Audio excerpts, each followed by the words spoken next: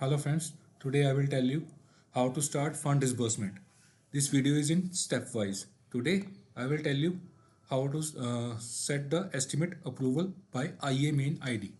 Go to IA main ID and log in it. Then go to my module. After development work management, then manage work assignment, then select the work which you want to pay out on the portal.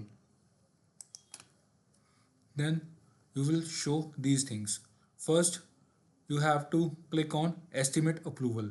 Just click on it and attach the work estimate here.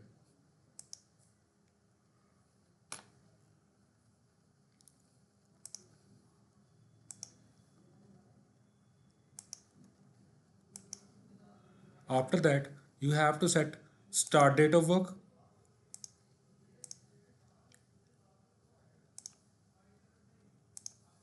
and end date of work here, and then click on submit and say yes. The OTP will generate to here to the IA. Fill the OTP and click on submit. The estimate approval has done. So for more fund disbursement videos, please watch and like this channel. Thank you.